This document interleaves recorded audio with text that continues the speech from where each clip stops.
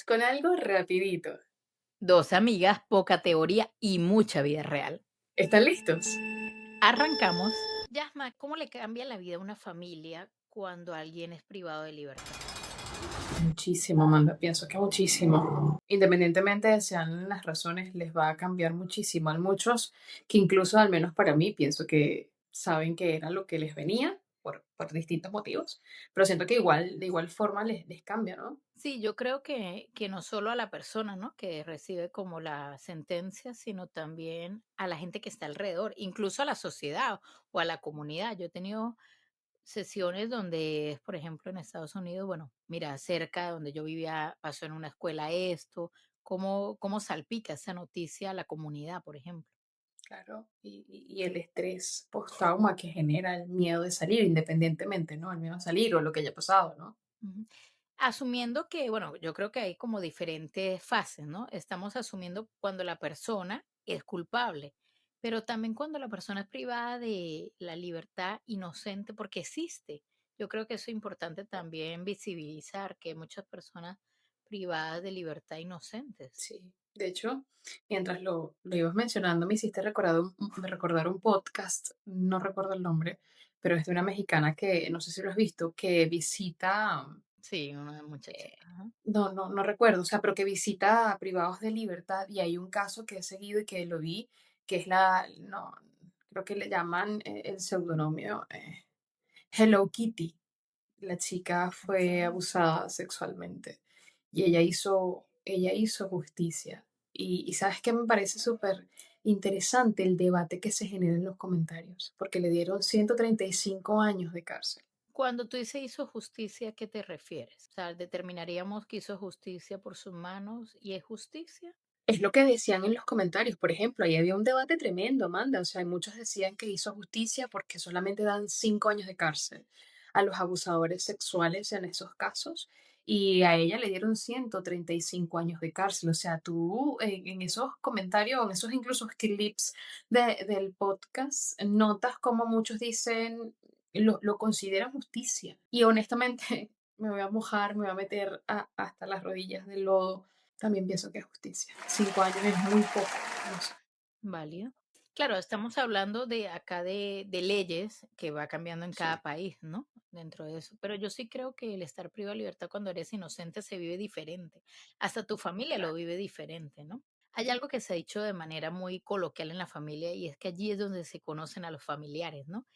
A la gente, a tus amigos, ¿cómo es? ¿En las cárceles, en los hospitales? Creo que es en las cárceles, en los hospitales, no sé si en bancarrota o en un momento difícil, vamos a colocarlo así. ¿Quiénes van a las visitas de cárceles? ¿Qué crees tú? Las esposas.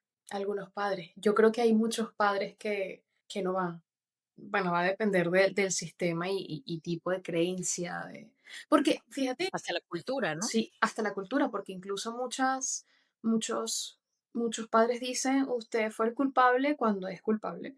Y dicen, yo para allá no voy, no va a pasar esa vergüenza. Sí, yo, por ejemplo, en una experiencia que tuve en una correccional, por decirlo así, quienes más estaban eran las madres.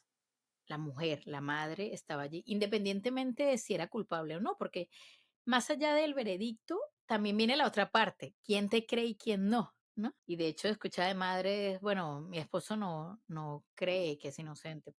Y yo me acuerdo mucho de una mamá que decía, es que a mí no me importa si es inocente o no. Yo estaría aquí, lo fuera o no. Y yo creo que eso es clave. Sí, pero yo te Ujú. pregunto, en un caso hipotético, tienes a un familiar y es culpable, ¿qué harías? Para mí depende mucho del vínculo, de la relación familiar. Entonces, utilizo, si el es cercano, por ejemplo, que fuera un hermano, una hermana, yo estaría allí, yo, o sea, lo apoyaría. De hecho, en algún momento expresaba eso, ¿no? Bueno, pero ya va, no es igual tener un hermano en, ¿sabes? Adicto o en la cárcel, eso te cambia la vida, o igual en un hospital, ¿no? Yo estaría allí, porque ¿quién somos para juzgar algo, no? Sí estoy de acuerdo en que toda conducta tenga consecuencias. Y aquí lo pondría grandísimo, bueno, toda conducta debe tener consecuencias, pero eso no implica que debamos dejar sola a la persona que tiene consecuencias, porque ya las consecuencias las tiene a ser privado de la libertad. Entonces yo me sumo a la sentencia, que no te puede ver tu mamá, que no te puede ver más sentencia. Yo creo que ya que también hay límites en las sentencias, ¿no? Pero fíjate, bueno, yo lo pregunto porque al menos, y lo hablo desde mi perspectiva, yo no estaría. Si es culpable, no estaría. Resuélvete. Me va a doler, sí. Pero no creas que te sumas a otra sentencia.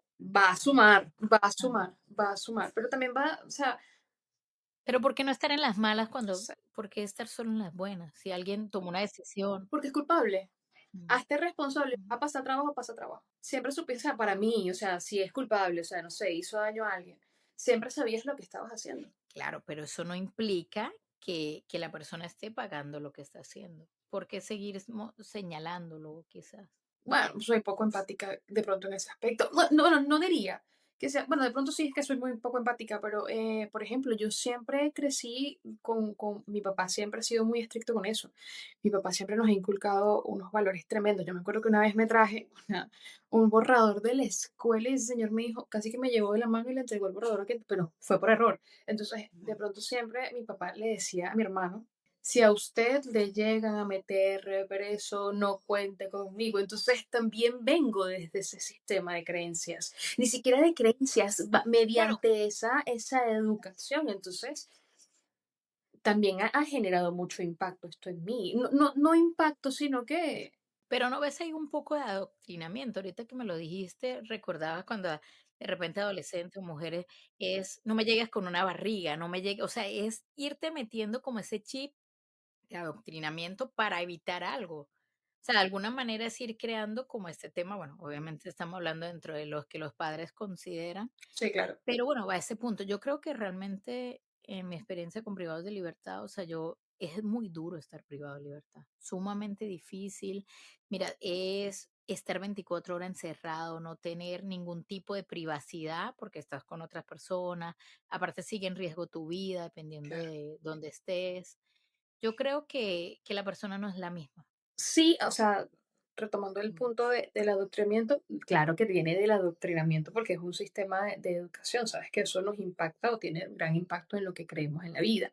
Depende de nosotros, de ya siendo adultos, cuestionarnos esto, sí.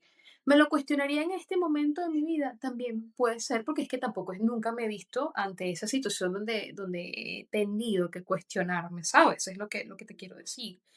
Pero claro que el privado de libertad sufre, Amanda. O sea, y lo pasa mal, dependiendo además lo que tú acabas de decir, dependiendo del lugar en el que esté. O sea, o lo va a pasar peor de lo que ya estaba, o va a tener muy buena vida. no, y ahí este gran debate, ¿no? Este debate de me crees, no me crees, porque no es solo el tema de bueno, de convencer a un jurado, a un juez, o de que el abogado haga tu defensa, es mi familia no me cree. Yo creo que eso también tiene un gran peso, ¿no? En cómo demostrarlo, el que la gente vaya a dudar o no va a dudar. Y bueno, y realmente lo único que sí está seguro es las personas que estuvieron en el hecho involucrados, ¿no? Pero para mí se requiere, o sea, hay un tema donde se requiere que la sociedad no invisibilicemos a estas personas que están privados de libertad, donde también pueden recibir apoyo, donde también hay yo hablaría un poco y te lo pregunto, ¿no? También quizás para cerrar, ¿hay una segunda oportunidad, Yasma? ¿Cómo lo ves tú? Depende. Depende del acto, del crimen. Depende de... No, sí, pero también depende de cómo estamos utilizando las prisiones. ¿Para qué? Que se hace dentro Mm. también no podría, o sea, es una predisposición de si hay o no hay una segunda oportunidad o una reinserción en la sociedad. También incluso va a depender del crimen. Amanda, ¿tú qué Bueno, opinas? ¿Hay una segunda oportunidad? para mí varía mucho esto del caso, ¿no? Y de repente también si hubo arrepentimiento. Para mí eso es clave. Si hay un juicio de lo que cometí, de las consecuencias, de la decisión. La decisión si quiero seguir en este mundo delictivo o no. Porque a lo último, como tú lo decías, es una decisión.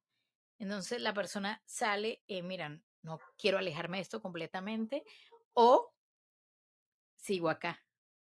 Porque hay gente que sale y vuelve a entrar en menos de un año. Sí, De hecho, hay una frecuencia bastante alta, ¿no? Pero es eso. Yo por esa alta frecuencia no voy a suprimir a los que realmente dicen: "No quiero volver para nada", y han cambiado su vida completamente. Y de hecho, es curioso porque hay gente que ha terminado creando hasta fundaciones para adolescentes porque los quieren alejar de eso, salvar de que no lleguen allá, porque también hay una realidad y es que hay una sociedad o comunidades donde se puede crear un niño, un adolescente, donde podemos decir, bueno, hay alta probabilidad de que terminen o sus Claro. familiares están en el entorno.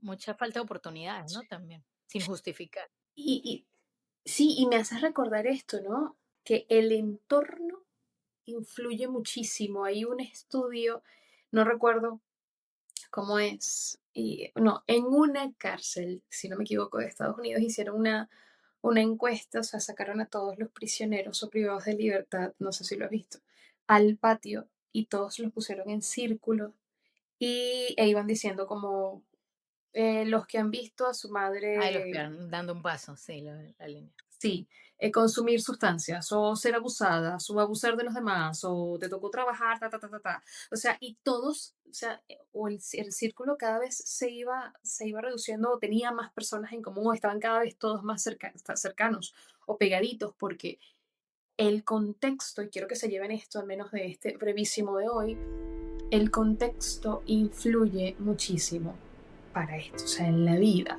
el contexto influye muchísimo. Ujú. Sí, y más que todo, de repente también abro como esta, sí, introducción a cuando hablemos de migración, es también cuando vives del otro lado, ¿no? El solo verte sujeto, así sea que te coloquen en un cuarto un día, en un aeropuerto. O sea, hay ataques de ansiedad, hay el cómo puedes pasar meses, años, a veces sin saber ni siquiera cuándo realmente vas a salir en ese entorno. Hay un nivel de resiliencia también para mí enorme, ¿no? Entonces, bueno, creo que ha sido el brevísimo de hoy. Creo que es un tema que se puede extender mucho más, ¿no? Ya. Exactamente, pero por hoy hemos llegado hasta el final de nuestro brevísimo y siempre recuerden que somos. Dos amigas, poca teoría y mucha vida real. Hasta ¡Adiós! pronto.